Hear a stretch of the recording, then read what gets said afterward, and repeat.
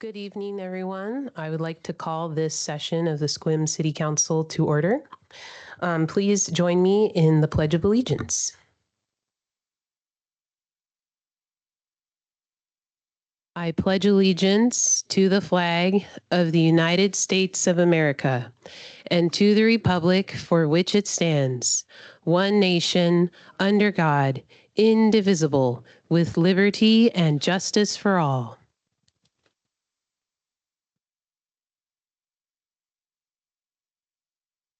Thank you. City Clerk, could you please take roll call? Councillor Kelly Berger. Here. Councillor Dan Butler. Here. Councillor Vicky Lowe.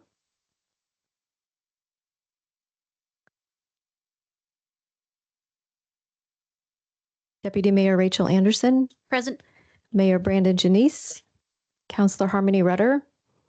Here. And Nicole Hartman. Here. Thank you so much. And thank you, Councillor Lowe. We see that you are joining us virtually. Okay. And now I'd like to move on to item number 4, approval of the final agenda. Are there any changes to the final agenda for tonight's meeting? Move to accept as presented. And I will second. All right, great. It's been, there's been a motion and it's been seconded. Are there any opposed? Okay, seeing none, that motion will pass. All right, moving on to item number 5, ceremonial. We have 3 proclamations this evening, and we'd like to start with item number 5A. We have a proclamation for Emily Westcott, and that will be read by Deputy Mayor Rachel Anderson. Thank you. Thank you for granting me this opportunity. I was very excited about this. All right. Whereas Emily Westcott has been sharing her talent and generous spirit as a volunteer in the city of Sequim for many years and in many notable ways. And whereas Miss Westcott was born and raised in Tacoma and moved to Clallam County in 1979 to work for the Port Angeles School District as the vice principal. And whereas during the 1980s, she was the owner of Sequim's Red Ranch Inn and Restaurant and served as the sole proprietor of the restaurant from 1993 to 2003. And whereas Ms. Westcott continues to serve as a regular substitute teacher in the Sequim School District, where students affectionately refer to her as Miss Westcott, both in school and out in the community, a testament to her impactful presence everywhere. And whereas Miss Westcott's pride in Sequim's appearance for visitors and residents drives her tireless efforts year-round, contributing hundreds of volunteer hours planting flowers, weeding, mowing, and maintaining business, residential, and schoolyards. And whereas she has built a team of returning volunteers over the years, further demonstrating her leadership, and has coordinated with the Clallam County Courts Program to help misdemeanor offenders fulfill community service hours. And whereas in 1996, Ms. Westcott co-founded the Flower Basket Program to support the Sequim FFA, a joint initiative between Ms. Westcott, Sequim High School, and the city of Sequim that continues to thrive due to her vision and efforts. And whereas for 25 years, Ms. Westcott has been instrumental in upgrading and maintaining downtown Christmas decorations, raising funds from local business owners, and organizing volunteers to ensure a festive season embodying true community spirit. And whereas her successful collaborations have earned her the trust and support of the city of Sequim, allowing her to execute large projects such as cutting and installing the downtown Christmas tree with assistance from Public Works. And whereas in 2014, the city of Sequim began the Westcott Award in recognition of exemplary volunteer service, and Ms. Westcott was the first recipient of the award established in her name for her tireless volunteer efforts in 2013. And now, therefore, I, Rachel Anderson, on behalf of Brandon Janice, Mayor of the City of Sequim, and the Sequim City Council, take this opportunity to recognize and celebrate Ms. Westcott's exceptional contributions and unwavering dedication to enhancing our community. Emily Westcott embodies unmatched devotion, generosity, and care for our community. Her efforts have made Sequim a better place for all its residents and visitors. Signed on this 10th day of November, 2025, Brandon Janice.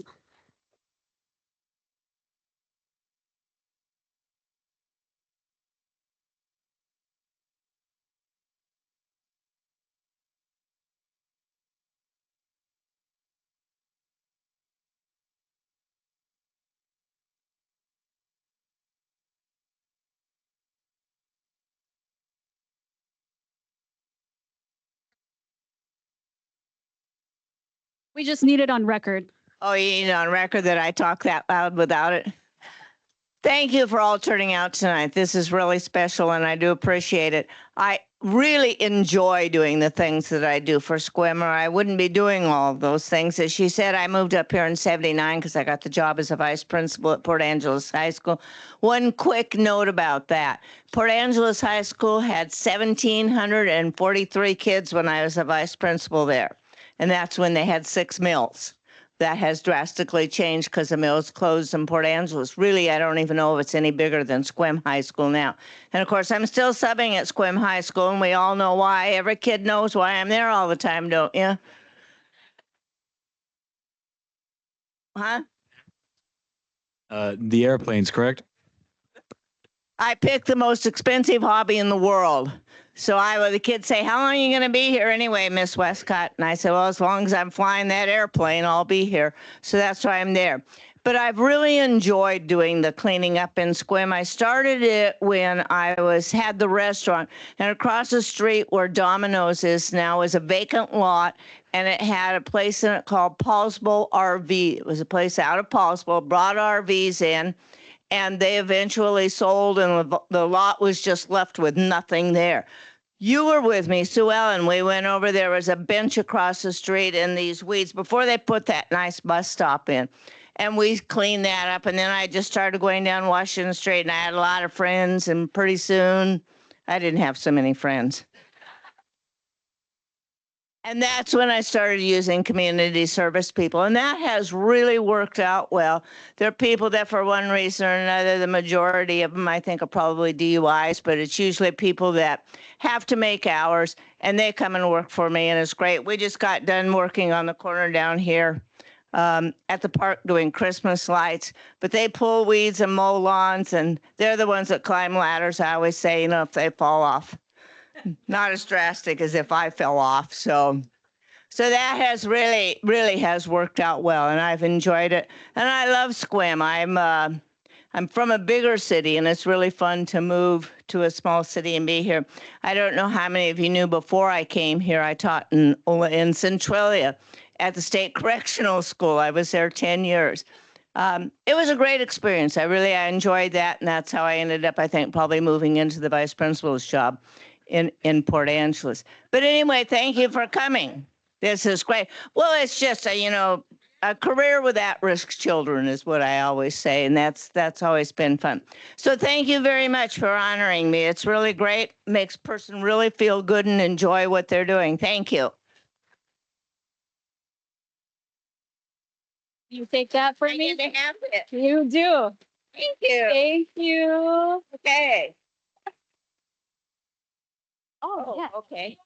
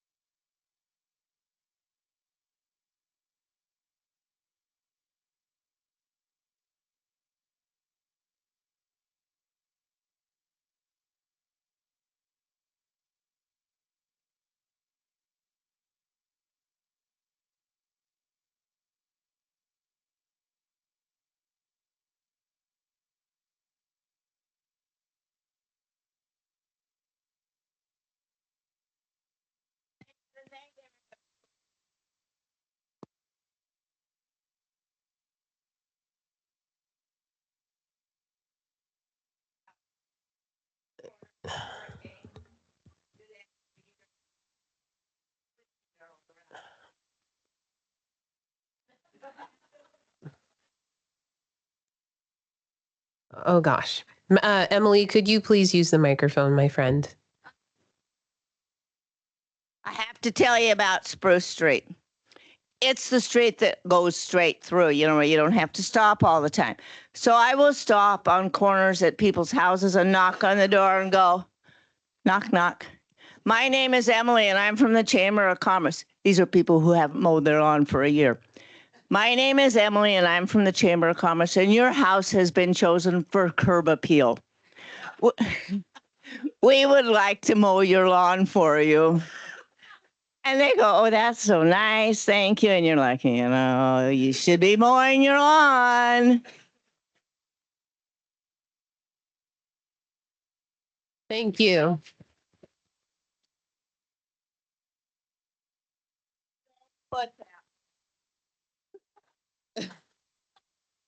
Uh,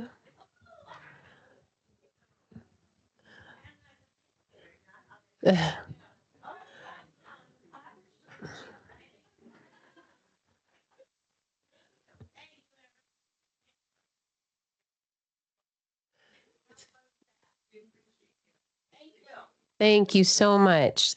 Thank you. Definitely a festive atmosphere this evening. Do any council members have any comments at this time? Emily, you are a constant source of inspiration for me. I hope that in even 10 years, I have as much fire as you do. So thank you so, so much for everything you do for our community. With even more fire, I would hope. Thank you.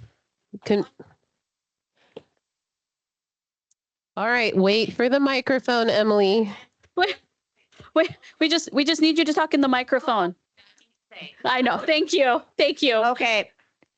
My niece-in-law's sister was at a meeting in Seattle, and she looked up on the screen, and this guy, his name was Charlie Bush, had this video of this lady that was a volunteer in SQUIM, and she said, "Oh my gosh."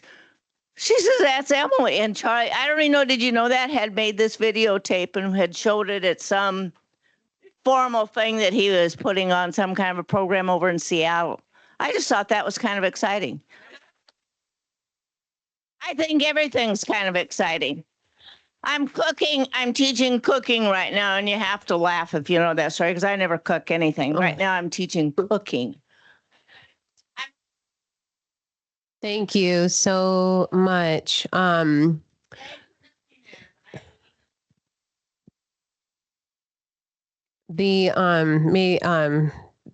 Community service has been a big part of my life, and as a public servant also serving the community. So thank you for your example, Emily, and thank you everyone who gives to the community. May we all chip in to make SQUIM the best place. Thank you.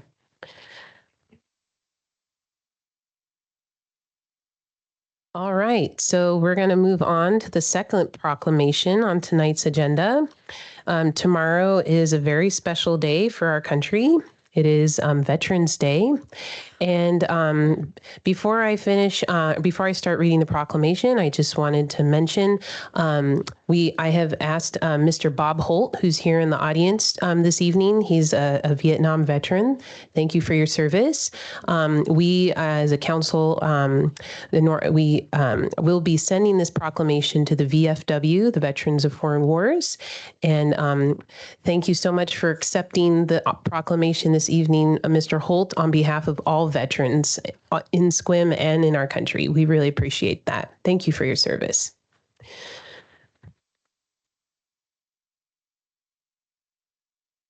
Whereas on the 11th hour of the 11th day of the 11th month of 1918, the Armistice Agreement was signed between the Allied nations and Germany, ending the war to end all wars. And whereas originally celebrated as Armistice Day starting in 1919, Veterans Day was officially established June 1st, 1954, as a day to honor American veterans of all wars, then becoming a federal holiday in 1968. And whereas generations of men and women have served our nation to protect democracy and the liberty and freedom for us all. And whereas Veterans Day is the day set aside to thank and honor all those who served honorably in the military, in wartime or peacetime, to acknowledge that their contributions to our national security are appreciated, and to underscore the fact that all those who served, not only those who died, have sacrificed and done their duty. And now, therefore, I, on behalf of Brandon Janice, Mayor of the City of SQUIM, and on behalf of our City Council, do hereby proclaim November 11th, 2025 as Veterans Day and encourage our citizens to recognize the valor, courage, and sacrifice of those who have served our country. Signed on this 10th day of November, 2025. Brandon Janice, Mayor of Sequim.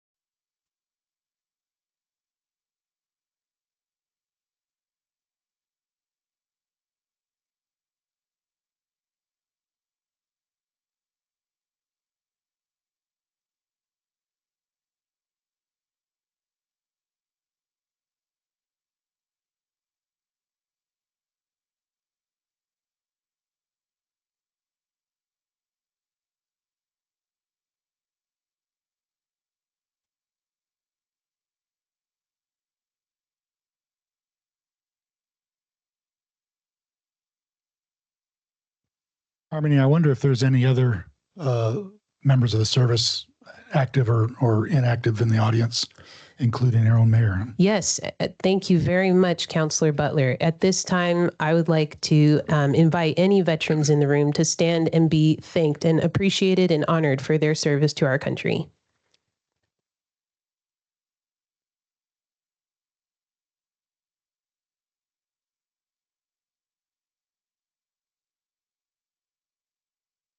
Thank you so much. All right, we have one more proclamation on the agenda this evening. And this one is in honor of Native American Heritage.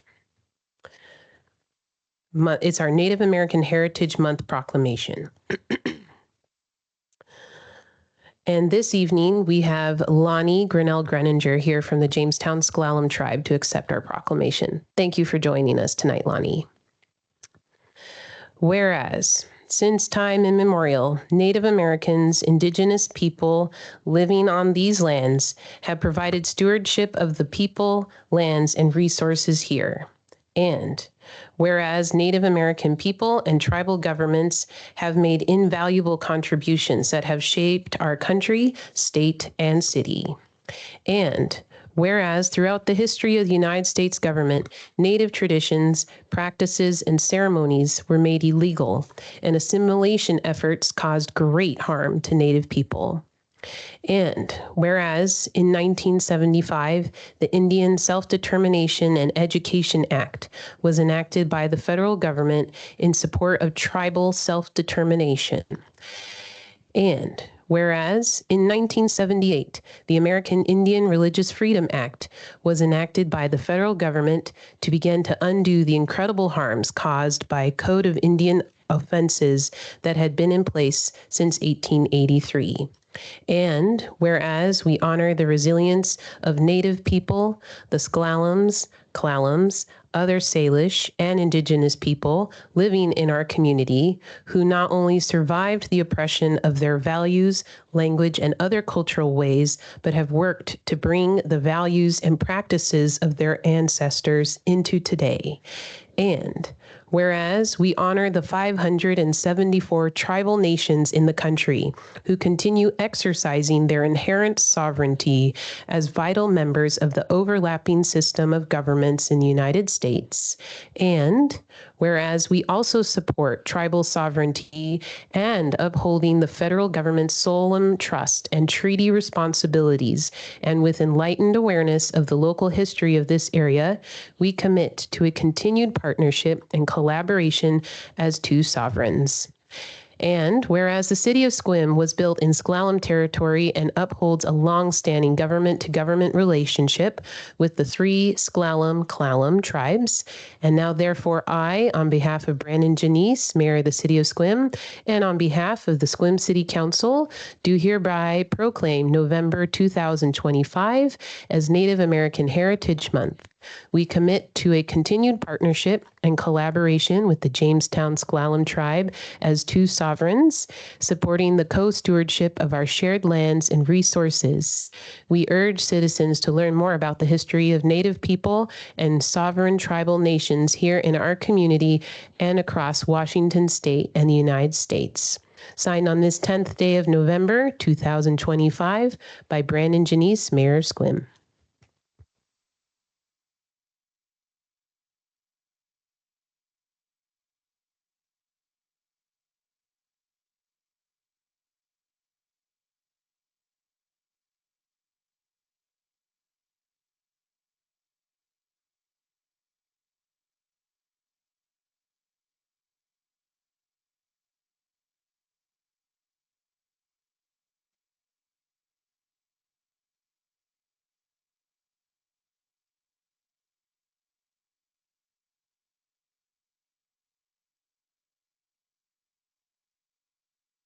Wonderful. To our Sequim City Council, thank you so much. I hold my hands up in gratitude to you all and to the citizens of Sequim. You know, it's always so funny when we do these proclamations for Indigenous Peoples Day or Native American Heritage Month, because I feel like our relationship is this way all year long. Like, it's nice to have a day proclaimed, sure, but I love that I live in a community where it's not just one day a year. It's 365. And I'm so proud to be able to say that. And I'm so proud to be Jamestown, to share this space with you all, to share this land with you all, to share families and friends with you all. We love being intermingled with this community, and it's a special community. There's no place on earth like Sequim. And I love being able to say that. We live in a beautiful space. We have beautiful people here, and we do beautiful things together. Yes, history was hard, but none of that was done by us here today. And so we get to move forward with that historic resilience instead of that historic trauma. And so I'm just really grateful for that acknowledgement from a federally recognized tribe perspective. I realize I'm not speaking as just a Native American who might be not close to their tribe. They might just happen to live in Sequim. They might have a different experience than I have as an elected tribal official. But nonetheless, very grateful for the coexistence relationship and the government-to-government relationship and just being with everyone here in Sequim. If it's okay, I would love to share just a brief piece of a tribal honor song with you all tonight, maybe about 15 minutes, or not minutes, whoa, seconds, woo. Although it wouldn't be abnormal for a tribal song to be 15 minutes, but I won't do that. 15 seconds. And so I want to explain real quick what an honor song is, because while it might not be, tribal songs might not be like something physically tangible that I can gift and hand over to you, but the gift manifests itself physically in that when I present it and you hear it, it causes your thoughts to go in a certain direction, your emotions to go in a certain direction, your spirit to go in a certain direction. And then that can manifest physically, whether that's through joy, or maybe it encourages you to do a certain action or have a certain thought, do something for someone else, or cause you to reflect in some sort of way. So in that way, let this honor song be a gift to you.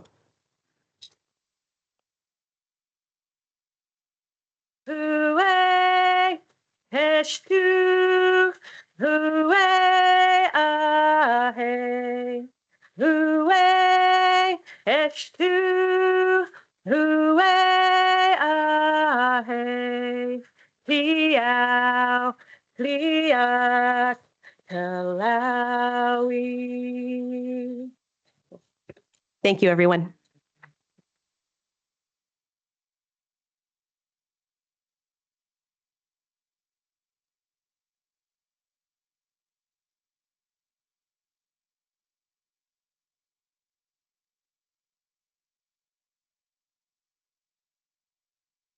Thank you so much. What an honor. Thank you. Thank you, everyone. Thank you so much. Oh, yeah. Thank you all for coming this evening. I also want to express my gratitude to the counselors who were involved in preparing these proclamations. Thank you so, so much. Thank you. It's an honor to be entrusted with stewarding this meeting this evening and being the presiding officer for the first time. I'm having a great time so far. And it's truly beautiful proclamations. It's an honor to be part of this council. Okay.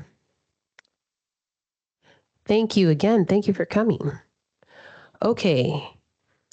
At this time, we'd like to move on to agenda item number 6, which is public comment.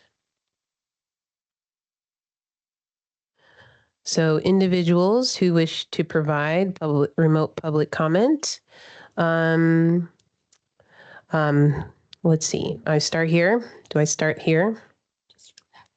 Just read this one. Okay. All right. Thank you, Heather. We have a great clerk too. She's awesome. Okay. So I'm going to read this part, and then the clerk will read the instructions for the public comment section of the meeting. This is a limited public forum. Individuals providing public comment must not disrupt or otherwise impede the orderly conduct of the meeting. This is not a forum for hate speech. The City of Sequim supports the public's First Amendment right to free speech, but it does not support hate speech. Speakers are expected to be courteous and refrain from making hateful comments, sounds, or remarks. Any offensive words and conduct shared by the public do not reflect the city's values. The City of Sequim stands firm in its commitment to being an inclusive community and rejects discrimination of any kind. Heather, thank you so much. For individuals attending in person, please take a moment to silence your cell phones. In a moment, I will collect the public comment sign-in sheet. Each person will have 3 minutes to speak on any topic, and there will be a timer visible on the screen. A total of 30 minutes or 10 speakers will be permitted for public comments. When your name is called, please state your name if you are representing an organization and your city of residence. And no one signed up for remote public comment this evening.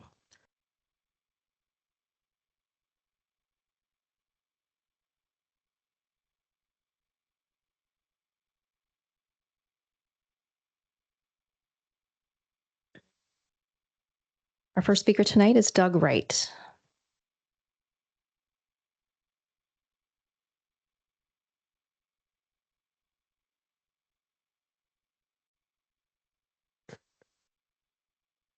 Good evening, Doug Wright. Live here in Sequim, Hendrickson community. Been a while. Some of you are probably glad of that, but I'm back. In the spirit of Veterans Day, I'd like to read you a little story about a veteran. Think you might find it interesting. Might go a little fast, but a young man of 21 joined the U.S. Army in June of 1941. He spent more than 4 years and 4 months in the service to this country in M Company, 3rd Battalion, 20th Infantry Regiment, 6th Infantry Division, which holds the unchallenged record for continuous combat in the Pacific during World War II. His most harrowing adventure began in January of 44 when he landed on the southern tip of New Guinea. It's the South Pacific, if you're not familiar. He hopscotched his way up the coast and landed in Maffin Bay. 3rd Battalion, which was him, headed up Lone Tree Hill, expected a fight. To their surprise, they met little resistance. When they reached the top, they found out why. The enemy had dug in and was hiding and had surrounded the hill and waited for the soldiers to reach the hilltop, which was barren coral rock with no cover, one tree. Lone Tree Hill. Fighting went on for days. Supplies ran out, and L Company sent up the hill to help, had such fierce resistance that they too ran out of supplies getting to the top. Hand-to-hand combat ensued, and rainwater caught in their helmets kept them alive in the June heat. The battle was finally won and is known as the bloodiest battle of the New Guinea campaign. I was reading today that they had over 800 casualties. He left the north end of the island in December of 44 and landed in Doosan in January of 45. There he spent another 6 months fighting town to town, headed for Manila. He was mustered out in November 1945. This man received multiple awards, including a combat infantryman's badge and not one, but 2 Bronze Stars. Sadly, if you ask for his military record, you won't get anything. Why is that? The Military Personnel Records Depot burned in June of 73, losing 16 to 18 million records. Poof. So, in an effort to recognize his service to this country, a memorial bench was provided when the city asked for help to furnish the plaza. Sadly, that bench has been defaced, scarred, scratched, and damaged to the point of rusting. Flags placed on that bench to recognize his service are always stolen. And I'm sorry, but this is unacceptable, and the city should be ashamed of their lack of action and stewardship of the plaza. And even more sad is the fact that the plaza is under 24/7 video surveillance, which doesn't account for much now, does it? And yeah, for those who are probably wondering, yeah, that was my dad. Thank you.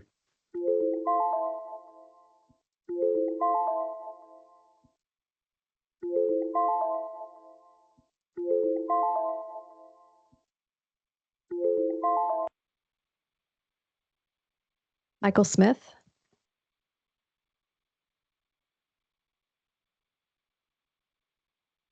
Good evening, councilors, city staff. I want to start off by, if I had a whereas to add to Emily's proclamation, it would be whereas for the last 10 years, Emily has, with hand calligraphy, addressed birthday cards to each senior of the senior center that's having a birthday. Today, with 2,000 members, that means she's writing 160 names a month on the front of business cards, birthday cards in calligraphy, so that those seniors can get a real birthday card with a real stamp on it. And some of our seniors report that that's the only card they get. My name is Michael Smith. My address is 2564 Atterbury Road. Realize I didn't say that. I'm here representing the seniors of SQUIM, who are members and guests of Shipley Center, the senior center, which now has over 2,000 members. My comments might fit better into the budget concern, but it's really a rather simple matter. And I emailed the contract to all the city councilors earlier today, or Friday, and it was distributed to you by email today. And I hope you had a chance to look at that. The municipal funding for Shipley Center, we really appreciate. It's been a nice partnership over the years. SQUIM does not have a senior center that's run by the Parks and Rec Department of the city like many cities do. The one in Port Angeles is publicly run. It's the Senior and Community Center, and it is sponsored by tax money, quite a bit of tax money, actually, especially in comparison to SQUIM. I would say SQUIM might have the same number of seniors. We have a very high senior population, as everyone's aware, and the median age of this city is more than most in the area. So when the opportunity comes around, each time it comes around to apply for a municipal contract for funding to provide these services for the citizens of SQUIM, we do that and we apply. And in fall of 24, we were offered a 1 or a 2-year contract. And I thought, well, this application process is not the easiest thing. I mean, it's pretty easy, but it would save me time, and we would lock in an amount for 2 years if I checked the 2-year box. So I did. And what I have here tonight is our contract, which I've sent to all the counselors, and it's for $15,000 for each year of 2025 and 26. And on the back, it's signed by the city manager and it's signed by the city attorney. And in the contract, which is just a scant few pages, I can't find anything about either side being able to go back on their commitment. So this is not really about you giving money to Michael Smith or you giving money to a nonprofit called Shipley Center. This is about a covenant with the seniors of SQUIM, who are the majority in town of 50 or over. So I would appreciate the $5,000 being reinstated, that in the preliminary budget that you'll look at tonight has been taken away. So we had $15,000 this year, calendar year, but in 26, we're projected to get just the $10,000. And I don't know how you came up with the $10,000. It's admirable to have a goal, to have a budget policy of limiting these municipal contracts to a set percentage. But when you do that, you need to have a transition year where people who are under contract still get the same amount, because a contract is a binding document. And I think you ought to honor the full $15,000 in our contract. And then for 2027, we'll understand that contracts are probably only going to be 1 year at a time going forward, so that you can meet your budget objective. But I think the commitments that you've made to the seniors should transcend a budget policy that's 1.5%. If you added this $5,000 back in, it would be 1.537%. So it would add 36 thousandths or 110 thousandths of a percent. So it's really not much. So I'm sorry for going over the time, but that's what I wanted to say. Wanted to mention that one of our board members, Cindy Crossman, and her husband Jack are here tonight, and Emily Westcott's a member of our center, and as are 2,000 other citizens of the area. Thank you. Are there any questions for me about that? Or are you allowed to interact with questions at this time? Thank you, Mr. Smith. We will reach out to you. I'm sure we all have your contact information, or you're free to leave it with the clerk. Thank you so much, sir.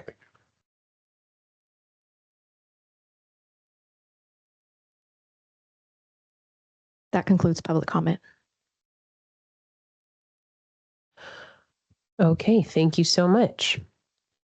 To everyone who provided public comment, we really appreciate it. That is the backbone of civic engagement.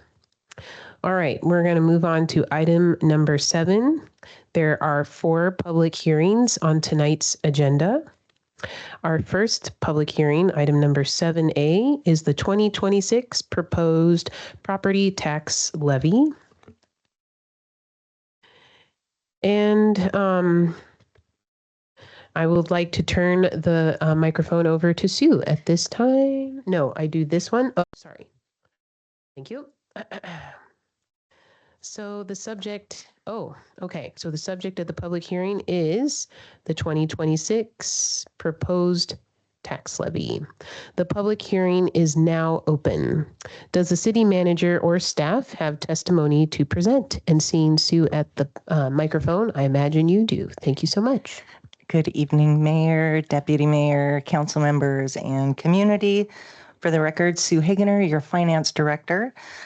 And as many of you veterans on council know, the legislative body must hold a public hearing for revenue sources for the upcoming budget. And that includes consideration for requesting an increase in the property tax revenues by the allowed 1%. 1% doesn't mean a lot in terms of dollar amounts, but it's important to at least try and keep up with the increasing cost of services. A 1% increase in our property taxes was included as part of the revenue projections in the 2026 budget.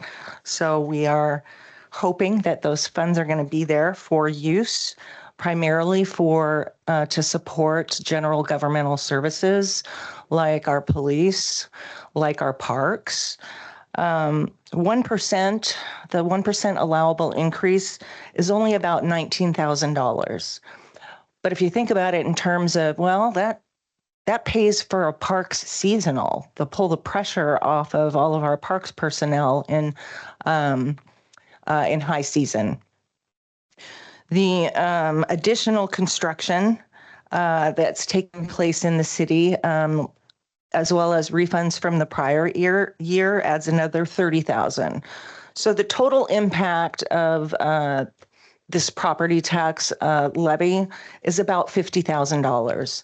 Not much, but every penny counts when you're providing governmental services to a growing community. I do want to say that or note that we have hit a milestone as a small city. We our estimated assessed values, that's the total taxable value of all property within Sequim city limits, surpassed $2 billion. And what happens as our assessed values grow, that takes the pressure off of individual households to come up with that levy amount. So increased assessed values can be a really good thing for the community. Again, it means our total request of about $1.9 million in total property tax revenues is spread across a much larger pool of values. Now, again, about $30 million of that is to new construction. So that's something that growth provides us. And the other is adjustments to assessed values that were existing within the city of Sequim. Staff are recommending the adoption of the resolution establishing the 2026 property tax levy, and we hope that you will move to adopt that. I'm here to answer any questions. Are there any questions from the council to staff? Yeah, thanks, Sue. Just backing up then what you just presented, I lost you on the math of the change, the delta between the 19,000 and the 50,000. Oh, sorry. Something about refunds and growth in values or something? Yep. So the 1%, there's a couple of little pieces. You get the 1% increase, which is about $19,000 in taxes. Then you also get added the property tax levy on new construction that's built within the city during the period of July 1 through June 30th of the previous year. And so we're able to top off on those additional values to the city. That, as well as prior year refunds, total about $30,000. So with all the pieces put together, our total property tax receipts should increase by about 50 grand. And prior year refunds, which way is that flowing? It adds. So who's funding what?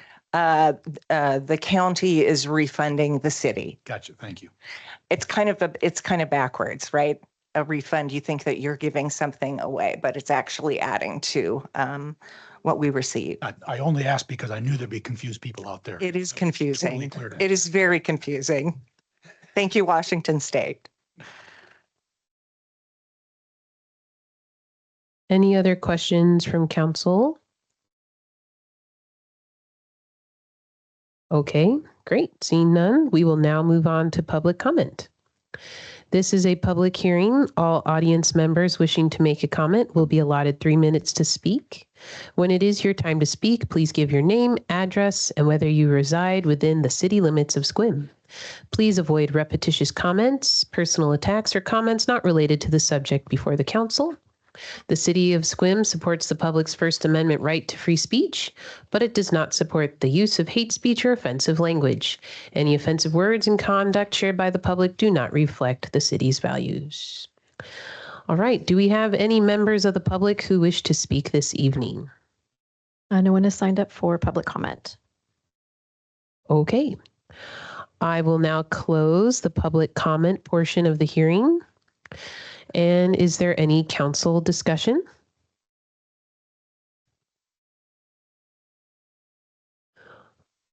Okay, seeing none, I would like to declare this public hearing is now closed, and we will move on to council action. Are we ready for a motion? I'm ready to make a motion. I move to adopt the resolution authorizing the regular property tax levy for 2026 and authorizing the 1% increase in the regular property tax levy. Second. Okay, that has been moved and seconded. Clerk, would you please take a roll call vote?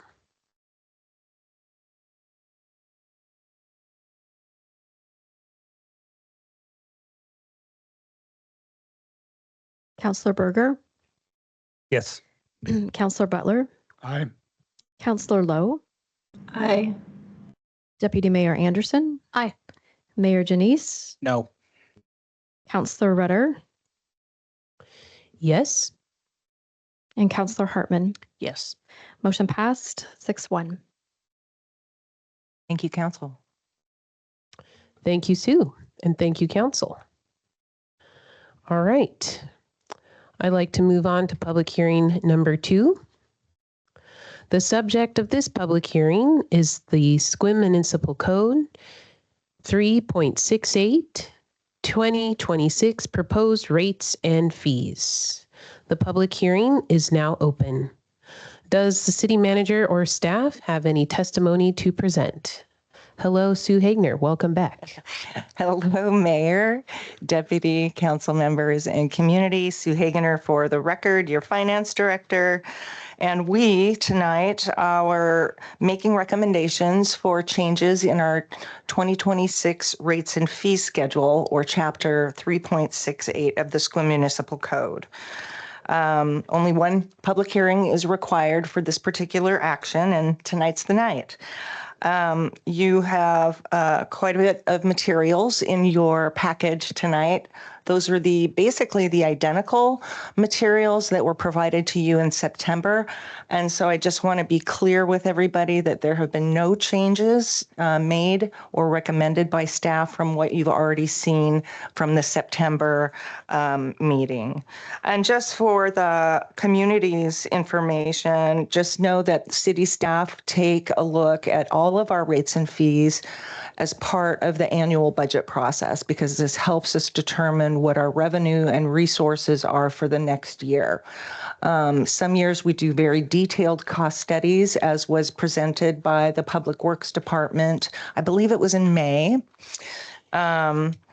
And other times we just look for, has there been a significant change in the process that requires a different amount of labor and materials to actually produce a service or provide a service, like, let's say, examining, doing a sewer inspection. So we're pretty religious about this. We go line by line through our code, and then we make recommendations to council. So those recommendations are in the materials. Again, nothing has changed. Probably of what's most interest to our community is that back in July 14th, after presenting our detailed cost of service analysis for our utilities, our city council approved a 5-year schedule for water rates and sewer rates. For water rates, we're going to be doing a 5.5% increase as of the 1st of the year. You will see that on your February 1st bills. And for sewer rates, we have a 4.5% increase. Those increases aren't going to result in anything more than about $3 additional to your water bill. But on that note, I know that every dollar counts. We are keeping our low income discount program, which is really easy to apply for. If you have a senior or disabled exemption on your property taxes, you can qualify. It's as easy as that. We have other criteria as well if you don't have one of those exemptions. But if you're interested, please do follow up with city staff. We're happy to help you learn more about that program. I'm just going to conclude by recommending that the council adopt the ordinance updating the 2026 rates and fees schedule as presented in chapter 3.68. And I'm here to answer any questions. Thank you so much, Sue. Any questions from council to staff?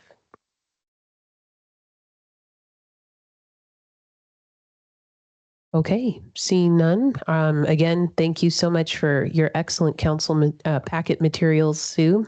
They are very thorough. We will now move on to public comment for this public hearing. This is a public hearing. All audience members wishing to make a comment will be allotted 3 minutes to speak. When it is your time to speak, please give your name, address, and whether you reside within the city limits of Sequim. Please avoid repetitious comments, personal attacks, or comments not related to the subject before the council. The City of Sequim supports the public's First Amendment right to free speech, but it does not support the use of hate speech or offensive language. Any offensive words and conduct shared by the public do not reflect the city's values. Do we have any members of the public who wish to speak on this topic tonight? No one has signed up for public comment. Okay. I will now close the public comment portion of this hearing. Is there any council discussion at this time?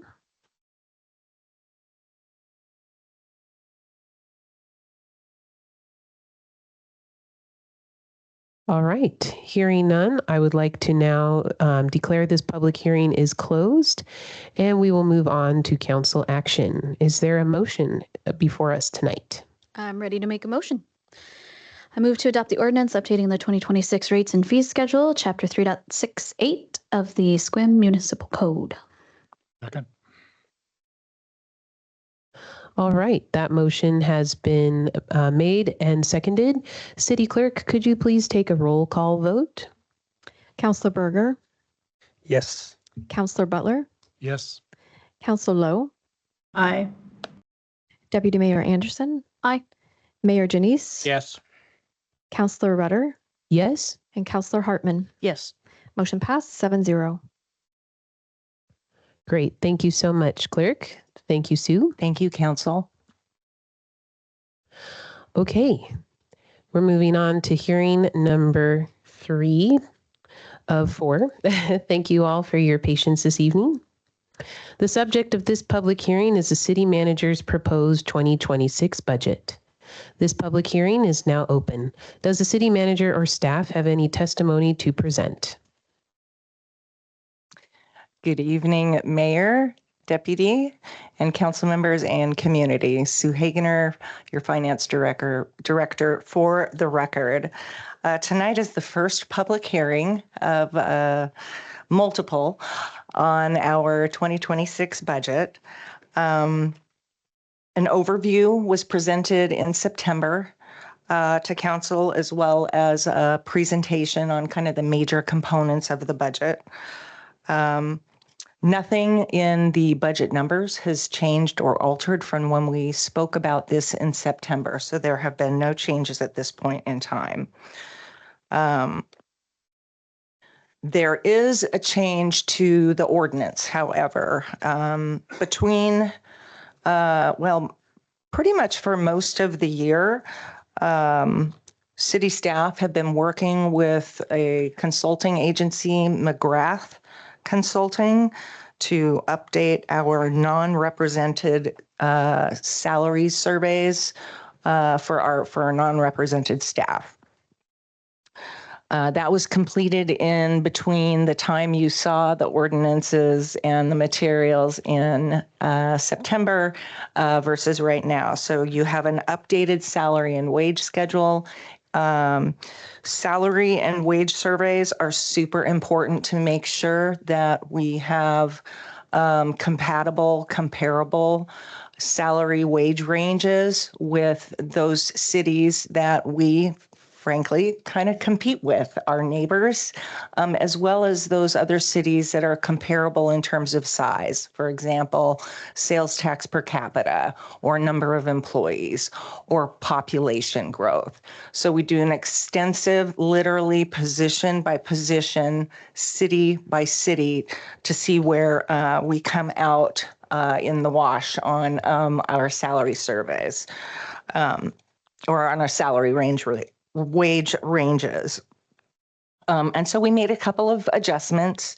We made a 3% cost of living COLA adjustment that you already saw in the previous schedule, and then allowed for some movement within the ranges for certain positions that are highly competitive, and have added a years of service component adjustment for some of our non-represented staff. So again, it's important that we be competitive with approximate labor market, and that's why we do the studies. We bring in subject matter experts to analyze and get the tweezers out, right, on every single position and on our comparable cities. So that's the only change from the prior budget. Tonight is, again, just the first of one of two final hearings on the budget. I also want to offer that we will have our second public hearing in later November. Staff are more than happy if you want to meet with us individually. We still have time to go over any questions you might have about the budget. But I think you know that the discipline really exists in how staff compile our line item budgets and our line item requests. So I thank you for your time, and I'm here to answer any questions. Okay. Are there any questions from council?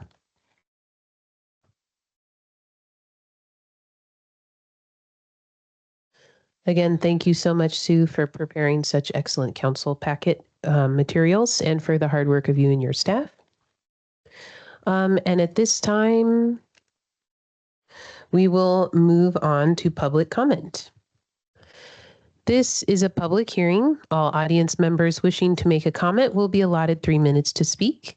When it is your time to speak, please give your name, address, and whether you reside within the city limits of Sequim. Please avoid repetitious comments, personal attacks, or comments not related to the subject before the council.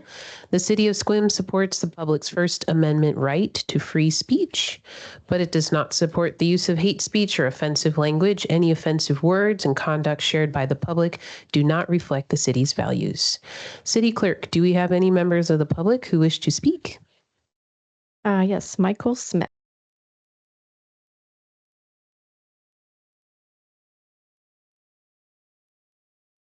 Michael Smith, 2564 Atterbury Road, and I'm representing Shipley Center. And I don't want to repeat everything I said before, but for the record, for this particular hearing, I want to emphasize that we have a 2-year contract at $15,000 a year, and I would like the city to honor that as it's a fully executed contract. And I would like to suggest that, when you have 2-year contracts, you really focus on honoring that second year, and any other nonprofit that also had a second-year contract, they should be honored as well. And so that you're fulfilling your obligations that you make as a city. And then you change the rules after that, and then it's fair to everyone. All right, thank you. Thank you, Mr. Smith, for your comments. Is there anyone else that would like to make public comment this evening? That concludes public comment. Okay. I will now close the public comment portion of the hearing. Thank you to everyone who provided public comment. Thank you, Michael. At this time, is there any council discussion?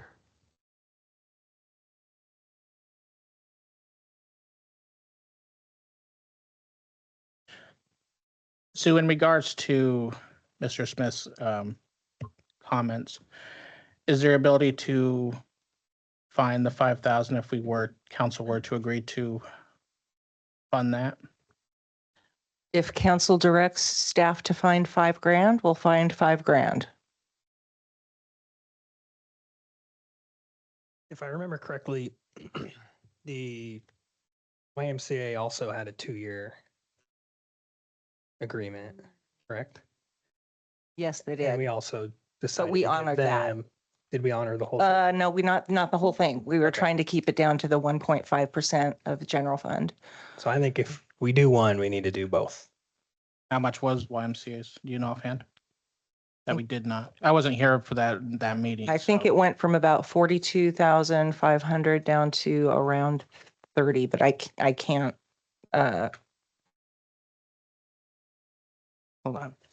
I think I see a microphone in our city manager's hands. Well, but I don't know if you want to open that whole dialogue up about that, but I'm prepared for that in discussion or now. But you did have 8 applicants. It totaled $409,000 in requests and change. And you had 207. So 409, you had 207 or $200,000 less than that to distribute.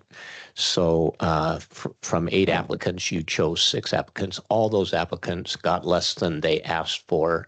And the Shipley Center received the smallest reduction in those. The YMCA received $28,750 on a request of $30,000, but the year before, I think it was 45. It was 42.5. Yeah. Okay.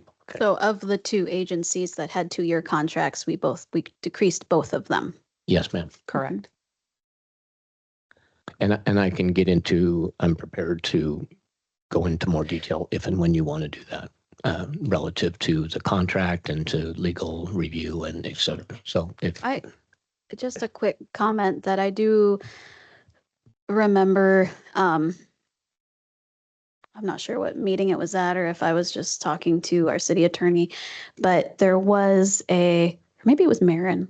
I was talking to somebody, and it was the caveat of those contracts was that, just so you know, for the applicants, they can change it anytime depending on council decision. the wording on the application online and in the agreement that has been referred to that everybody signed, it has wording in there, quote, awards are contingent on availability of funds and city council's approval. And so that's all the way through it. And when and emails were sent alerting folks that there would be some kind of reduction because of the $200,000 gap in asks versus available funds. And so all that has been shared, and I've got documentation on all that. And so that is what was signed. That wording was in the signed agreement and in the application, and the two of them go together. So All right. Thank you. I can get into more detail. I just don't know if now's the right time, but you'd let me know. I think there's just a difference between city having financial hardship and then, arbitrarily going, hey, we're cutting off our spending here, even though we already have a contract with you. I think, and I agree with the statements made that if we already had something, I think that we should honor it, even though we're moving forward with a different model. So then will we change YMCA's to match theirs? That's something that council wants to do go that route. That's up to Council. them. For purposes of the record, Christina Nelson Gross, City Attorney. One of the things that I want to make clear is that what Matt is saying about the language that was contained in the application, that application was incorporated and is therefore to be considered part of the contract. So while there is the existing agreement, that application is an attachment to it. And so the terms and conditions contained in that application are just as relevant as what is in the contract itself. And that was the position that I had told the city manager, is that if the council so chose to do this, and there was also the requirements regarding reporting and things of that nature, all of those are equally applicable as though they were set forth in the contract themselves. So to the extent that that helps inform your discussion, I just wanted to be clear on that. Thank you. For my own clarity, could you please, do you have the ability to confirm at this point that Shipley Center and the YMCA were the only two with 2-year contracts? Yeah. Yes. Okay, thank you. I think I saw someone else going for their microphone. Thank you for having that language on hand, because I noticed the website is currently under construction as it prepares for 2026. But we had robust discussion about this, and with us limiting ourselves to the 1.5% for consistency, I think that also made it why we made the decision to move to simple 1-year contracts to avoid this in the future. But that was the unfortunate and difficult decision to have to make the reductions with such a huge, significant gap between the ask and what was then awarded. And we tried to be mindful of the need and the benefit to the community. So this is all coming back to me now, but I'm in favor of keeping it the way that it is after we had a full evening of discussion about it and a work session.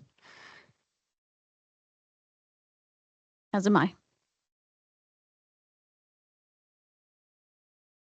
I just think that it makes us look bad if we're going to enter into, a contract and then, like I said, arbitrarily change the rules that they're operating by, just because we deem that we're going to, only going to finance things at a certain thing. I said, it might be only $5,000 at Shipley, but the however many seniors that the speaker noted that they serve, I think is well worth the $5,000. And if YMCA chose to make the same, request, I think we should look at honoring that as well. But that's my statement on that. Yeah, I think I agree with you on that, Brandon.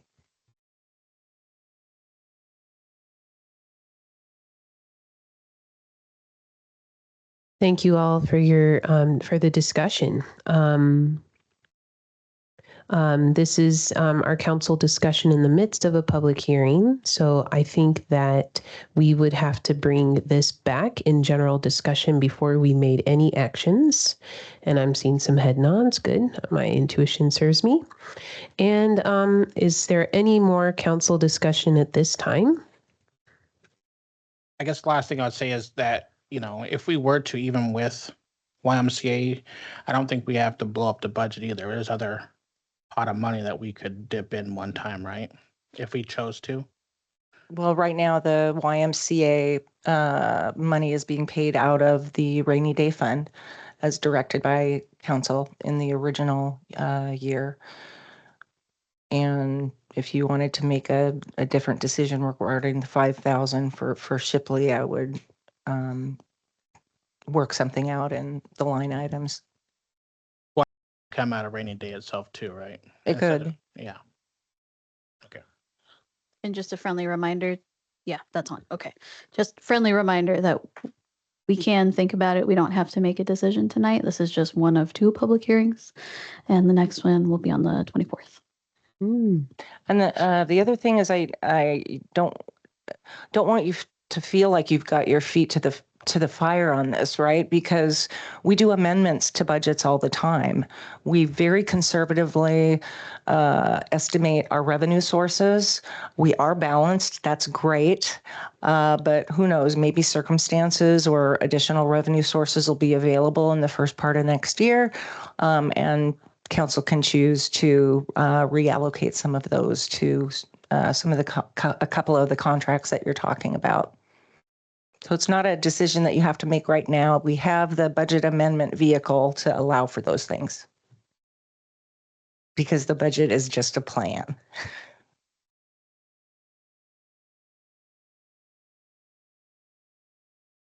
Any further council discussion at this time?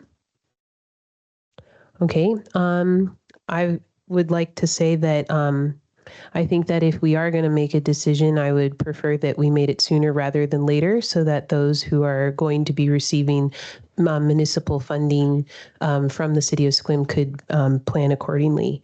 And that is all my comment at this time. If there is no further council discussion for this part of the public hearing, I would like to now close the public hearing. Again, this is the first of 2 public hearings regarding the proposed 2026 budget. So there is no proposed motion and therefore no council action at this time. At this time, we'd like to move on to our final public hearing of the evening. The subject of this public hearing is the Community Development Block Grant application. I would like to declare that this public hearing is now open. Does the city manager or staff have any testimony to present? Yes. Hello, welcome to the speaker's podium. Thank you so much, Paul. Thank you. For the record, my name is Paul Busich. I'm the Public Works Director here at the City of Sequim. Tonight, we're going to be discussing the CDBG, or the Community Development Block Grant, that is being awarded to the City of Sequim by the State Department of Commerce. Part of their project requirements or their funding requirements are that we have a public hearing to allow the public to know about the intended use of these funds, to receive input from the public, and that'll help guide the council on making a decision whether to go through the rest of the phases and finish the application for the funding. As a reminder, Flores Acres has been before the council a number of times over this past year or so, where we've been talking about the sewer and the desperate need for sewer replacement connection to the city, as well as the water, the request from the community that we take over and provide water services to that community because they're on their own private well. This is the third component of what we've been striving to obtain, working with a coalition of state agencies, county, and of course the city and the HOA, the Homeowners Association.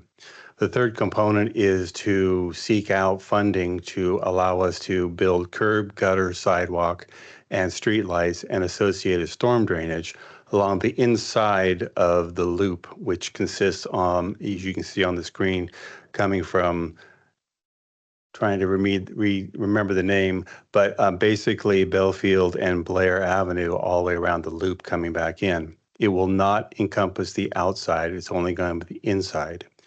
The work necessary, thank you very much, Still Road, South Still Road, East Belfield, East Blair Avenue. The work that we're looking to accomplish will finish off and give us the transportation system equivalent or better to than some of the streets within the city itself. At the time that they conduct the work for the sewer line and the water line, there will be some remnants of asphalt left over that we'll be taking out and replacing as a part of building the curb, gutter, sidewalk, and the rest of it on the inside loop. Tonight's hearing is only about the CBD grant application. Just for reference, the grant is for $1,683,654. I want to point out that the only entities eligible to apply for these funds are those that are invited by the State Department of Commerce to apply for it.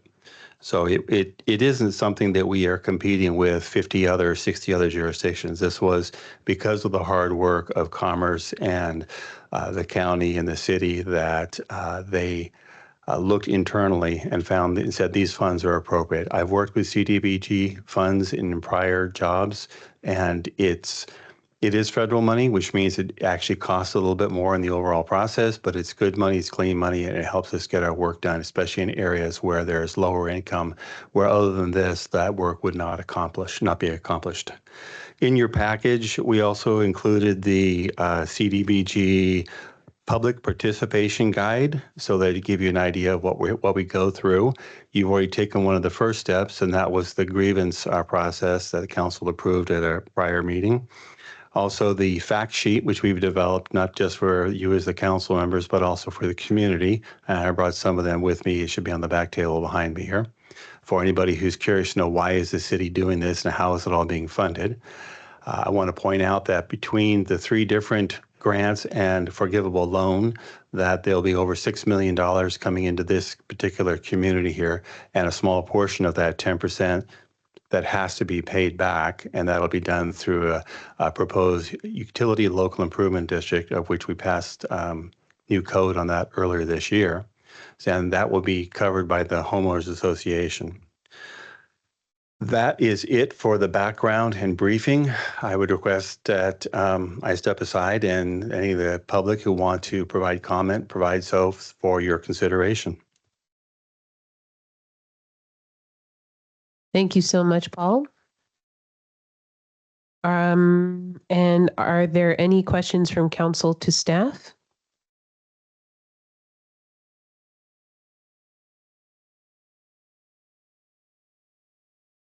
Okay, thank you so much. Again, thank you. Very thorough council packet materials.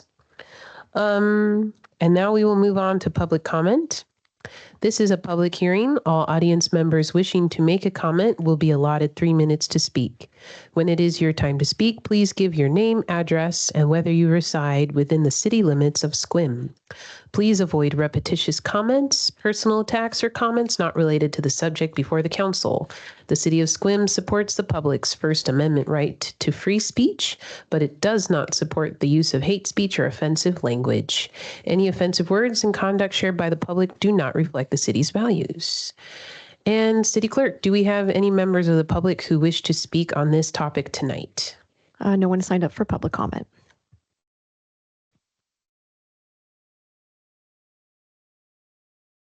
Thank you so much. We have a audience member thanking Paul for his hard work.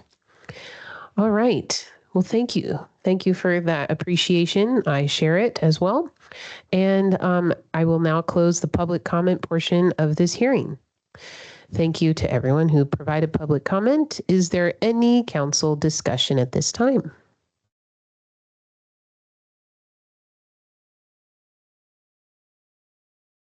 Okay, thank you. Pretty straightforward here. And are we ready for a motion? I'm ready to make a motion. I move to approve completing the city's application to CDBG to fund street and sidewalk improvements as part of Flores Acres project. I'll second. It's a well-supported project. Great, thank you. That motion has been made and seconded. City Clerk, will you please take a roll call vote? Councilor Berger, Yes. Councilor Butler, Yes. Councilor Lowe, Aye. Deputy Mayor Anderson, Aye. Mayor Janice, Yes. Councilor Rudder, Yes. and Councilor Hartman. Yes. Motion passed 7-0. Okay, thank you, everyone. Thank you for your patience. That was a lot of public hearings, but we did it. All right, let's move on to section 8 of tonight's agenda. This is the consent agenda. City Clerk, could you please read the consent agenda? Tonight's consent agenda, claim vouchers totaling $834,992.66. City Council meeting minutes for October 27th, 2025. The Reservoir Road Booster Station Design Contract Recommendation to Award. Tyler Technologies Annual Subscription Invoice Approval. Sister City Exchange Program Letter of Support. Scoring criteria for the Municipal Funding Program, a resolution. Purchase of the grant, permanent utility easement and right-of-way, a resolution. Update to the city's banner rental program, a resolution. A used 2020 Doosan forklift purchase, a resolution. And a used 2021 Ford F450 purchase, a resolution. Great, thank you. Is there a motion? I move to approve. And I will second. Thank you so much. Motion has been made and seconded. Are there any opposed? Okay, seeing none, that motion will pass. All right, we are going to move on to item number 9, general business. There is no general business on tonight's agenda. So then we will move on to item number 10, information only. There's none on to be had. So we will move on to reports. And I'd like to open up our report section with 11A, the Youth Liaison Report. Good evening, Lincoln. Hello. For purposes of the record, this is Lincoln Forrest speaking. I would start with good evening, but I personally believe we've passed that point. So hello, everybody.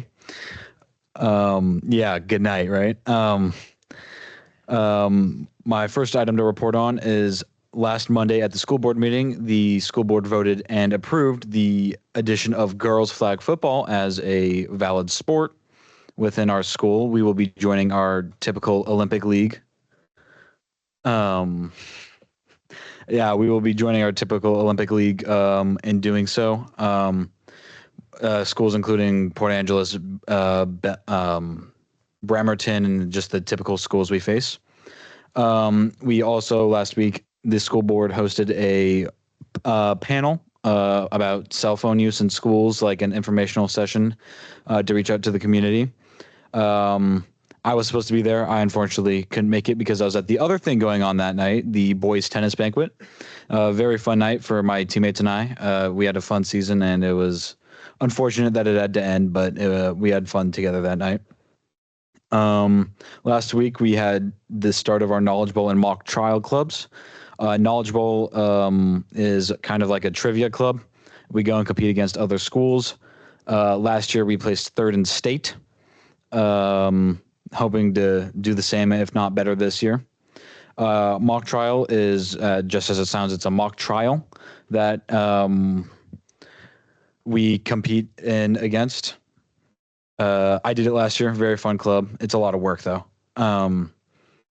This past weekend, we had our girls volleyball and girls soccer teams playing in districts, trying to find a spot in state. Neither teams, unfortunately, could make it, but our volleyball team I know was close. They were 1 game off. I'm unsure about our soccer team. And tomorrow, there will be no school in honor of Veterans Day. And my last item is Wednesday, our high school leadership will be hosting a 3-school inter-high leadership conference. The schools attending will be Sequim High School, Port Angeles High School, and North Kitsap High School. We are flying out a speaker who goes around the country and gives this presentation to a lot of schools. I believe he's in Chicago right now. And the leadership is very excited for that. And that is all I have to report. I have a question about the conference, Lincoln. Yes. Is that the sole purpose for that for the leadership kids, or is that for any high schooler? It is for the leadership kids, as it is a leadership fundraised event. Gotcha. Thanks. Thank you so much, Lincoln. Really appreciate your report this evening. Congrats to all the teams and to your group for a successful season. All right, moving on to 11B, City Manager Report. Hello, Matt. Well, I can see I don't hold much clout with the community as Emily Westcott, that's for sure. So a few staffs stuck around. So thank you, Council. Nice to meet with you. I'll quickly move through a couple items in the manager report. I'm happy to report that since we last spoke or met, we had a successful potluck. Several of you attended that for Halloween. And then we just last Friday, we had First Friday art open house here for the art gallery. So several events. Oh, and today you probably may have seen the veteran free hot dog giveaway. So we had over 80 veterans swing by and take advantage of us recognizing them on a very casual way. You'll see some postings of that on our social. So anyway, let me get to some real business here.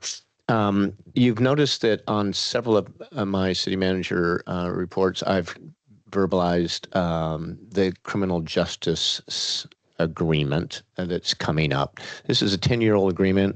I don't really want to go into it much, but it's a 10-year-old agreement that really encompasses all four parts of the criminal justice value chain or sequence for a criminal justice system. This is state mandated, blah, blah, blah. And we entered into a contract with the county whose responsibility is to provide these services, as did PA. Anyway, that comes due in December. It ends. And so we're kind of scrambling with them to get data to try to talk through a new contract. We think we'll be working with the county commissioners on an extension that allows us to get closer to some data, et cetera. But I think several of you have asked about that, and it's work in progress, but moving forward, and we're spending a lot of time and very close to it. We have Chief Hill, Christina, Sue, and myself working on a team to address that. Moving along, under community and economic development, as you know, Carla is working hard to make sure next Monday's meeting with you and the Planning Commission and Leland Consulting will be a productive work session where she'll be sharing the market research that was done that is very informative, provides us information that we've never had before, and some of you've probably already seen it as she's shared it in several panels around town, and she'll be speaking on Coffee with Colleen coming up as well. So anyway, that's a big deal, and that information will be included in the comp plan under the correct chapters. I also am pleased to report that they extended an offer for a senior planner, and it was accepted. So that's a really great thing. That department is really well staffed and in a solid place. Very, very excited for them and for the city. Moving on, of course, finance has been busy with tonight's public hearing presentations, closing the books on October, and she's still in the middle of the state audit, as you know. So that's keeping their staff busy. HR continues to post for 4 positions. We're thinking about maybe closing some of that down and getting through the holidays. Emily has sent an email regarding open enrollment, which you may have seen. And they continue, the exciting thing for me is they continue to move toward digitalization of their department through NeoGov and working with IT on that. It's a great thing. And I'll just throw it. Shameless plug-in for the upcoming employee appreciation event that you've received information on. So we're all busy with that. IT is very eager to let you know that they applied for some grants under the state, 3 different grants, $100,000 each, and we just received notice that we received 2 of those. So, and this is around a cybersecurity projects that qualified us for the grant. And then over Thanksgiving, you'll notice that we, for any of you that ever use landlines, we will be changing all of our phone systems from the old analog to a digital voice over internet during upcoming Thanksgiving. That saves us $3,000 a month or something like that, just to move into upgraded and current technologies. So from 4,000 a month to 1,000 approximately.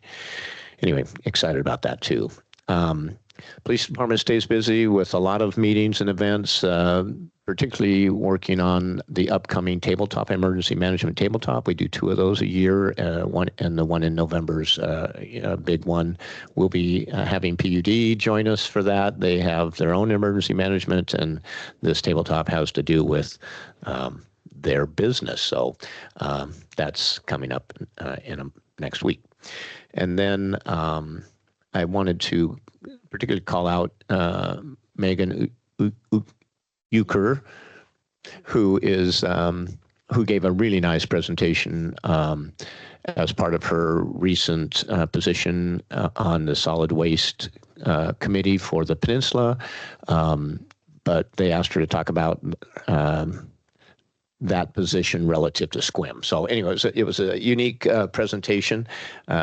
And she's really the subject matter expert on the whole peninsula with that. So that was nice. So I'll finish with some of you have asked over the past year or so where we at with the parking lot, and pleased to report that it's up and functional, badge controlled access. We've got EV power in there, but it's not hooked up yet. We're waiting for some parts to finish that up. Same with some lighting and some minor things, but it's up and going, and employees are thrilled, as are the community around City Hall that now have parking availability. So anyway, sorry for all kind of rambling on there, but any questions I can answer for any of you here or anytime, feel, my open door policy. Thank you. Thank you, Matt. Always appreciate your reports, and thank you so much for your work. And yes, go ahead. Sorry, I did have a question. I didn't mean Yes, to please. barge. Absolutely. The community development section there talked about the cleaning up the park and graffiti and that sort of thing. Sort of in that context, I missed the last little bit of Mr. White's public comment about his dad's bench. Is that something within the city that he was commenting on? Yeah, I wasn't aware of that. That was the first time I've heard of that. We keep things up. I'm out there a lot, actually. Park out there and come through it. So I will definitely follow through on that. It is a problem around the city. Very frustrated with that because we put a fair amount of time and money into constantly updating it.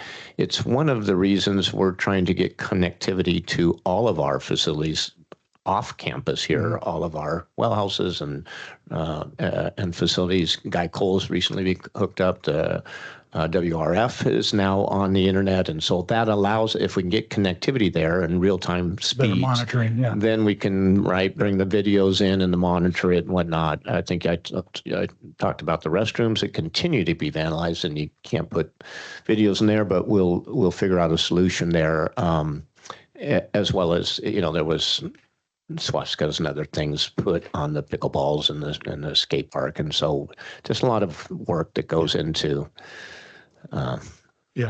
bad behavior. In that same context, then, there's comment briefly about the progress on research on Seal Street Park here. Is there any, other than just saying we're making progress, is there any? So yes, who did I talk to today about that? So I had several one-on-ones with council members today. The expert is sitting next to me and behind me. Let me give a high level, and then beyond that, I'll be happy to hand it off. It took a while to go back. We call it Seal Street Park, but it took a while to go back through all of the county records to find out when did we get that and how and all the paperwork with that. It turns out we were given that land for a street, Seal Street. Correct me if I'm wrong. But then shortly thereafter, we realized that's not a good place to have traffic because it's in the middle of the district and it became unsafe. And so we closed it down and then somehow named it Seal Street Park. It was never, I think it's called vacation. It was never done properly through the legal chap to close it as a street, nor was it ever really legally designated as a park. It was just called that way before any of us were around. So we have that information now. The question is, and at some point, I don't know when we're going to bring it to you all, what do we want to do with that? You could make it a park, but that would allow it to be treated as a park. But if the intent is, well, I'll just leave it to you, for homeless control or whatever, that's a whole different,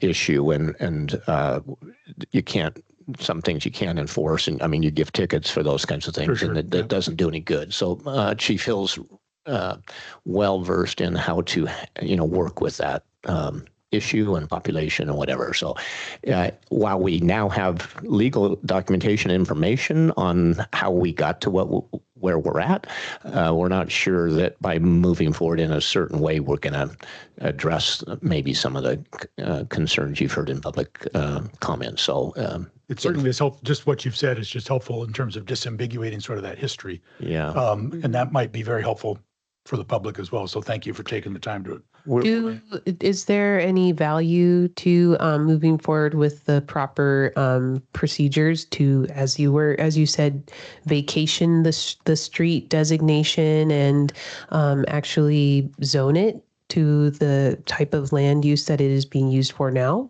Hello, thank you. Hi. Yeah, just real quick while Paul makes his way up to the podium, I just want to clarify a couple of things. As Matt had stated, that it was clear that I think it was very long time ago. I think it was in roughly circa 1928, in which it was dedicated to the city for street purposes.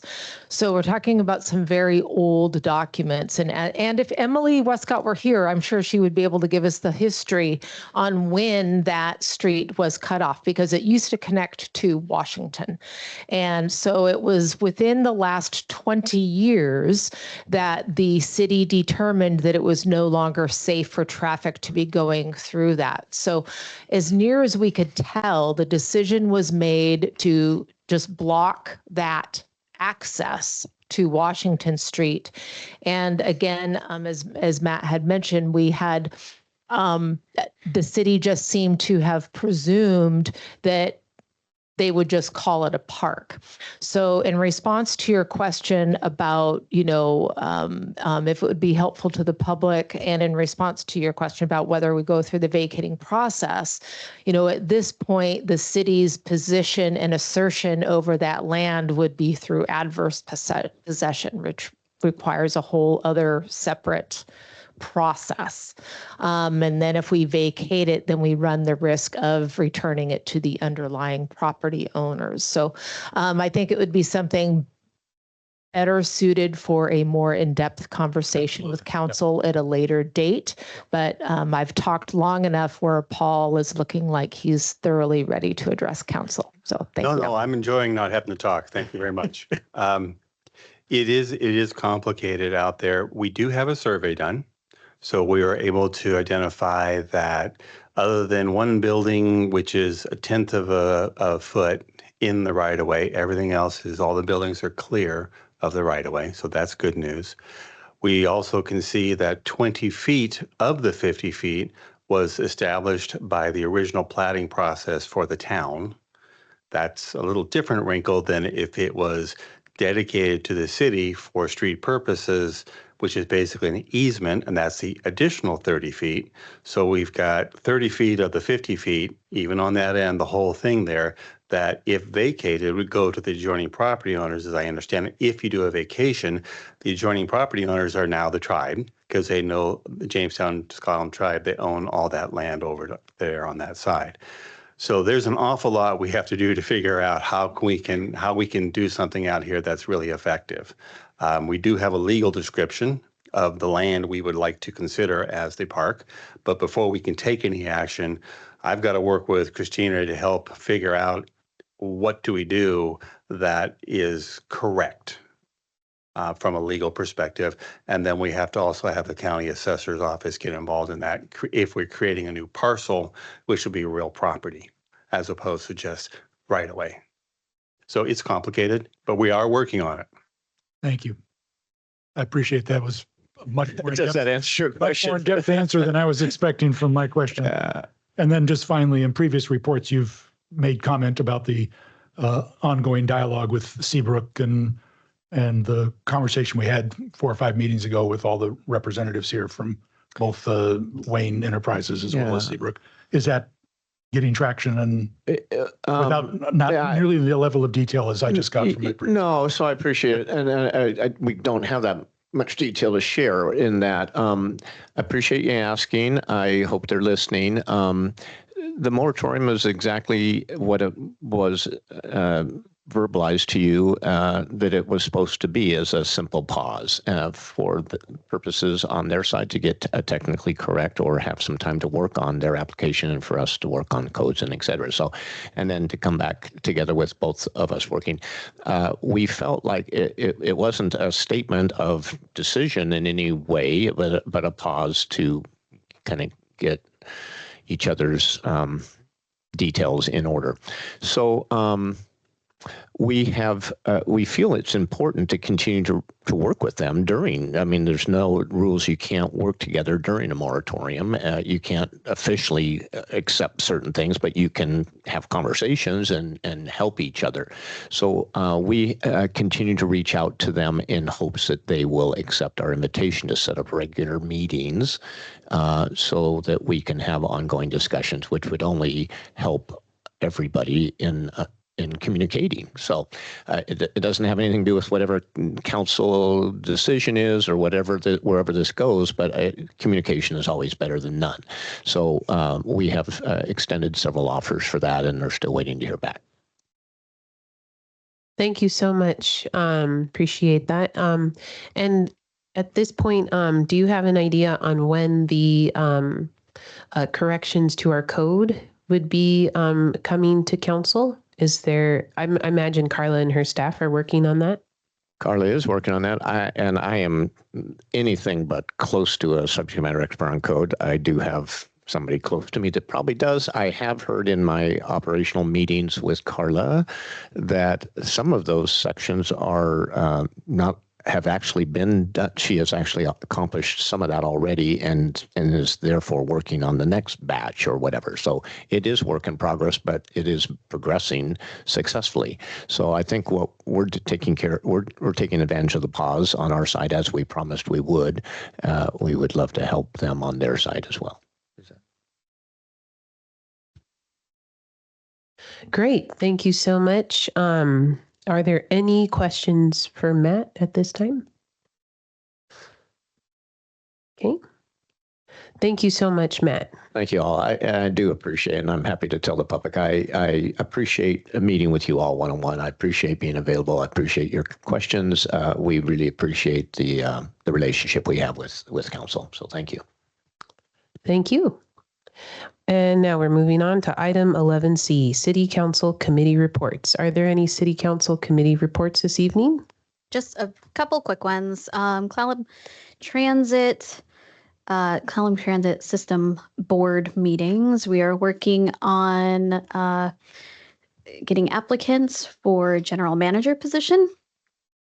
So update on that. And then with the sister city, a couple updates. One being we're working on logistics for an online virtual exchange in January, which I think will be a really cool opportunity for some 6th to 10th graders. And then we also worked on the display.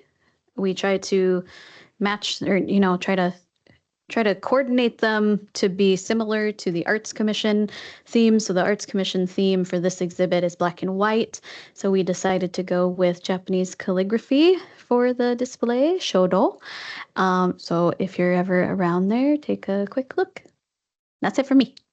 Thank you, Rachel. I also appreciate seeing the masks from Japanese theater on display there. So folks, please feel free to come and visit the Karen Kuznick-Reese Gallery to see the black and white display of art from the Sequim as organized by the Sequim Arts Commission and the Sequim Sister City Association display by the elevator. Lots of great things to appreciate at City Hall at this time. Any other City Council committee reports this evening?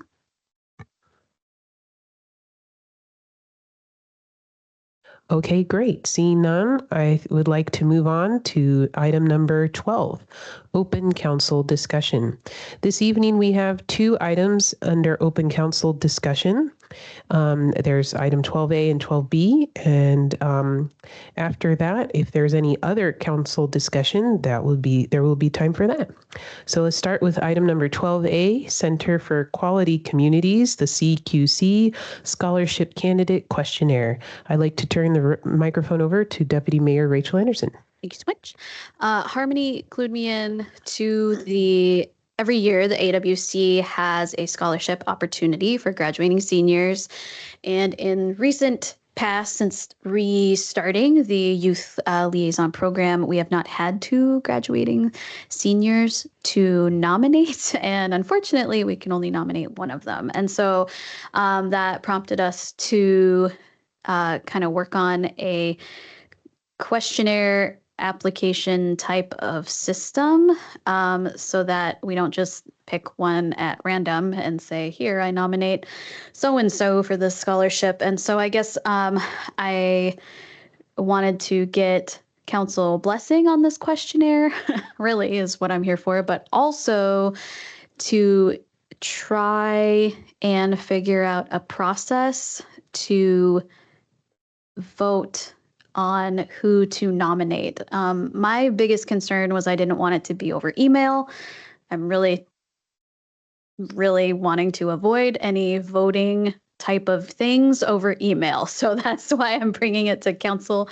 I guess I would recommend, so how we just had the youth liaison applications and how it was candidate ABC. I'm open to just bringing that to a council meeting on one of as an item and being able to vote on it that way. That way we don't have to plan like another work session and that whole spiel. So yeah, just getting your blessing on the questionnaire and then the process. If I recommend the ABC system and just getting consensus for that. That works for me. Okay. Yeah, me too. I'm not seeing any head shakes, so that's a good sign. Okay, awesome. Thank you so much. Thank you. I appreciate all your hard work on supporting our student liaisons. Thank you, Deputy Mayor. Okay. Any further discussion? No, none at this time. All right. Item 12B, 2026 City Council Legislative Priorities. Good evening, Matt. Again, thank you, Council, for allowing me a few minutes on your agenda. We're at that time of the year where we're kind of doing some preparation for the upcoming legislative session. We're hearing from DeVore, our lobbyist, and as you know, our lobbyist represents both a lot of the staff capital needs, and we usually have a one-page sheet that has kind of city-sponsored capital needs. It's the legislative sessions when they allocate all the state funds. So we always want to be at the table asking for some help with all of the things we have here. This probably, well, equally important, if not more important, is the back side of that page, or that lists the policies, the legislative priorities from policymakers, and you all usually come up with those. And so it's not too early to have you all start to consider what you would like DeVore to, push with our legislators.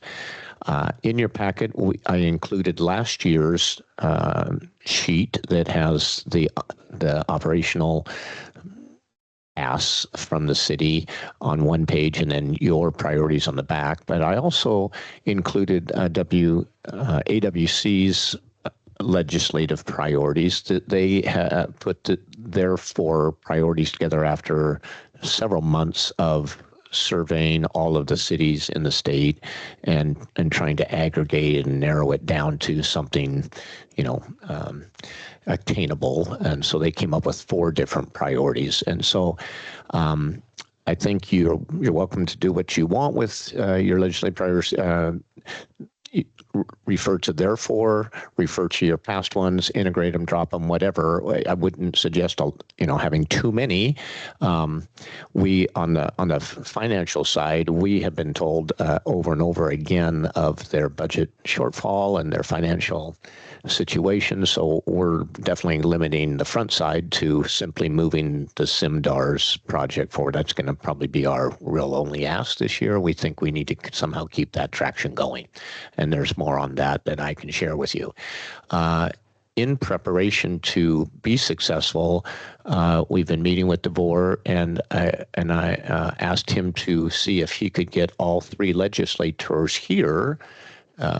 So I'll buy lunch if you can get them all here in person, and where we can address those things in person with them. So that luncheon is on December 8th, 11:30 to 1. I'm not sure if I'm supposed to invite you or if I'm just letting you know it would be great to have your priorities by then. I can ask DeVore. Anyway, I don't know if we've got into the details of that yet, but it is here. We planned on meeting here and having a conversation with them about both sides of the page, operational and policy.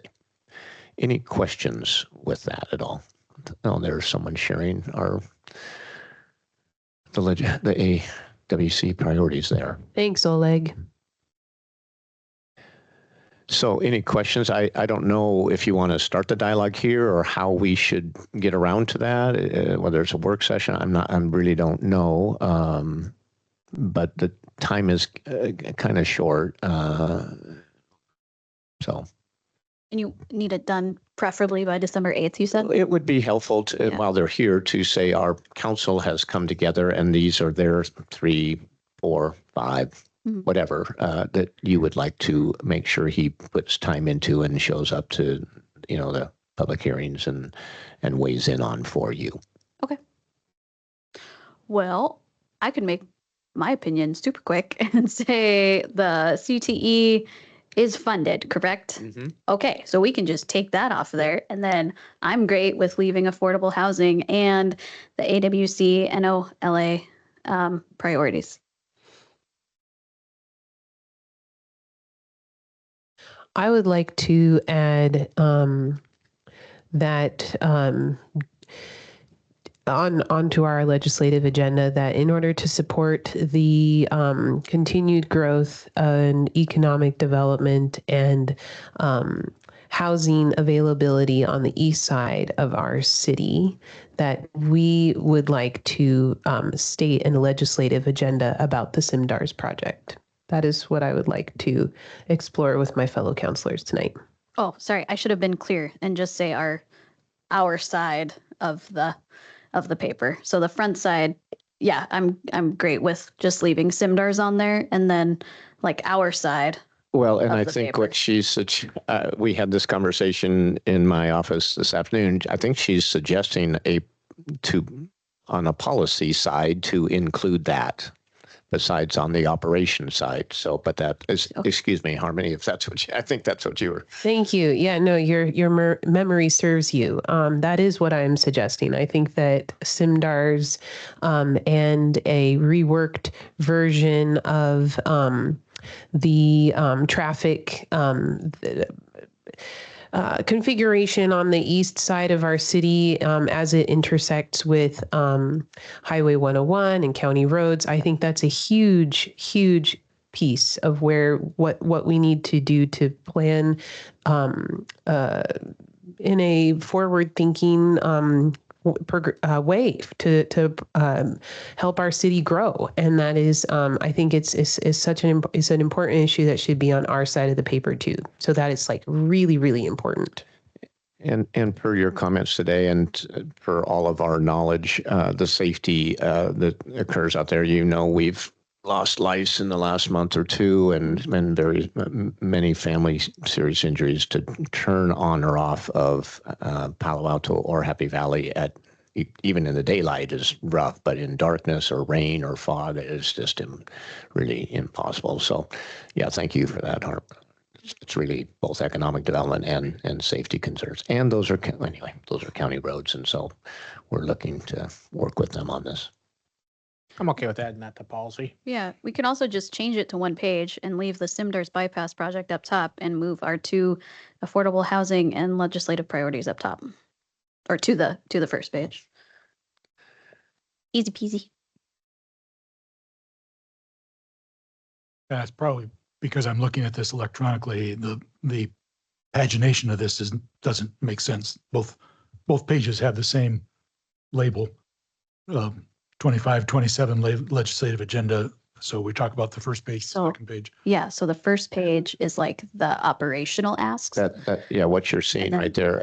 Oleg, if you can scroll down and get to the policy ones. There's the policy ones. Yeah, I mean, I picked that up in the conversation, but I would never have picked it up without this conversation. They're both, I don't see the word policy or on either page. I think, if you know what I'm trying to say. I do now.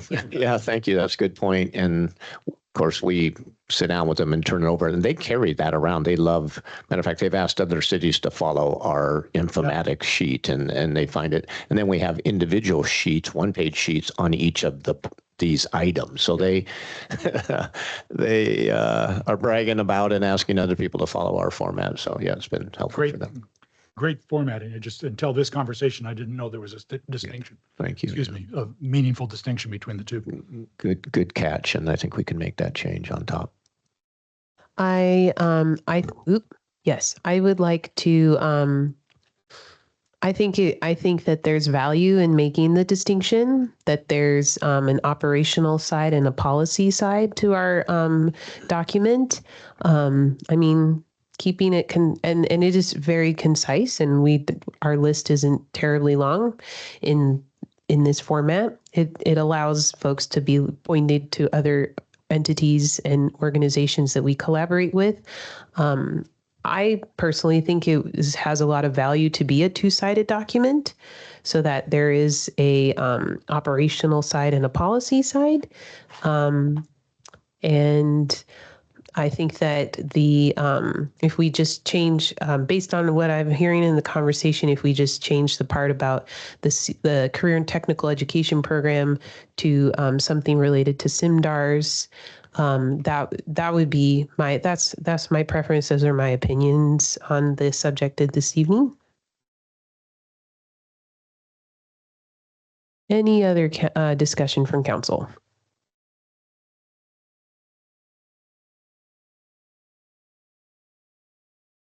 I'm on board with you on the SIMDARS project. I feel like there was a missed opportunity with all the fish passage work being done there that could have been incorporated into, some sort of a redesign. But, I hope that doesn't have to get undone if we can get the opportunity to move forward with this. I sincerely hope so. Thank you for bringing that up, Councillor Hartman. I think there's a lot to be said. Matt and I had a very in-depth conversation about this topic this afternoon, and our staff is very creative and has some great ideas on this. And I will say we tried really hard to try to integrate those things at the same time, and it was impossible. So the WashDOT had to move forward with their timelines and whatnot. Yes, we do believe, with the advisement of our lobbyists, that to sit on our hands, so to speak, for 6 years, as the legislature is suggesting, for all 30 projects that they had approved, we had the 31 million or whatever, would not be smart. So we have put together a proposal, and we've already talked to legislators 6 months ago. This summer we had a meeting here with them and kind of got a head nod. It's just financials, but they suggested that a path forward to at least move SIMDARS forward to like a 30% completion design, 30% design. And so we're working on that, asking for some funds from them, but also with some matching funds from the entities here, which is the county, the tribe, the port, and the city. So we hope that by making that proposal and pitch to them, that they will come through as a state, as the legislators, as our local legislators, and approve that, so we can keep the ball incrementally moving forward rather than have to hit pause on that.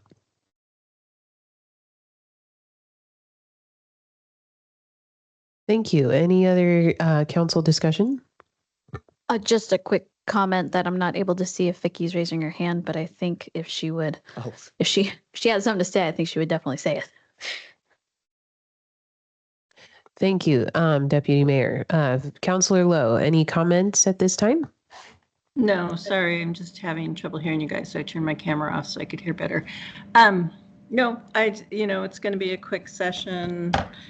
I like the approach of, bringing in other partners and showing that we're, putting our skin in the game and asking the state to, uphold their agreement to fund this project. And I think there will be some housing bills, so we should keep an eye on that. Well, thank you, Councilor. Go ahead, Matt. Yeah, nice. Thank you, Vicki. So just to put some rough numbers to what we're going to propose, it was a 3 something to get to a 30% design. Paul and consultants and whatnot have looked at that and brought that down to 1.8. We might be able to get it as low as 1.6. So we're hoping to get one from them and come up with the other 800. And we've got, we believe, pretty solid pledges for that. That, like you said, would be our local skin in the game. Yeah. Wonderful. Thank you. Any further council discussion at this time? Okay. Before we move on, I personally would like to bring up Michael Smith's comments from the Michael Smith of the Shipley Center. I think that as a council, we should make this decision sooner rather than later. So that those who are receiving municipal funding can know how they need to proceed.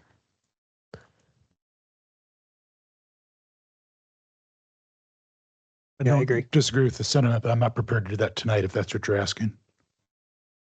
Just to clarify what you're asking. Is sooner rather than later, sometime in the first quarter of our next year, rather than waiting to see what happens? Is that what you're responding to in Sue's presentation? Or are you thinking you want to see this concluded this evening?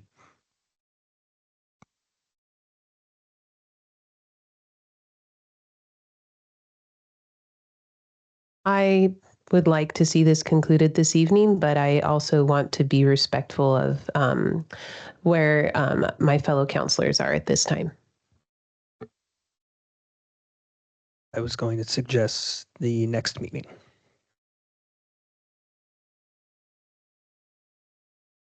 That sounds like an excellent idea. That will give us 2 weeks to contemplate Michael Smith's comments and also to review look at how this would all play out if we did honor the requests that were originally asked for 2 years. So thank you. That's a really good idea. Thank you. I appreciate that.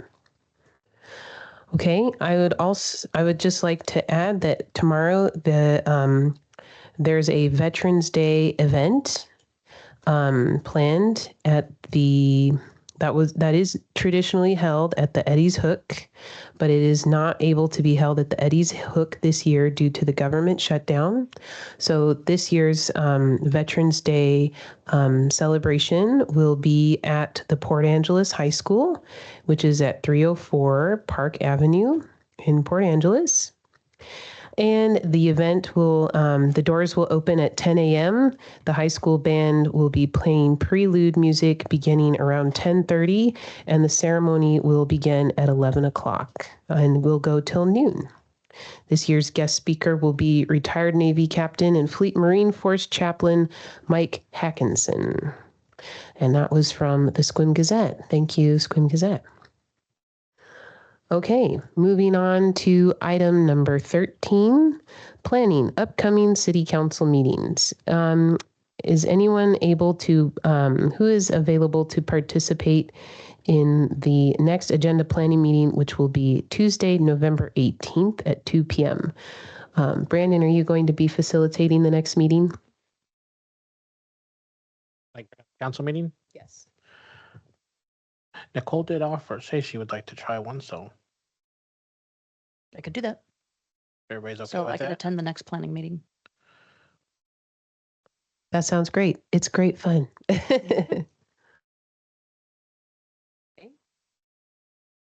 Okay, great. So thank you, Nicole and Mayor Janice. And item number 13B, we have a joint work session with City Council and the Planning Commission on Monday, November 17th, 2025. It will be hybrid and it will start at 5 p.m. Here in City Chamber, in Council Chambers. Yep, okay. And item 13C, our next regular city council meeting will be Monday, November 24th, 2025, and is hybrid as usual and will begin at 6 p.m.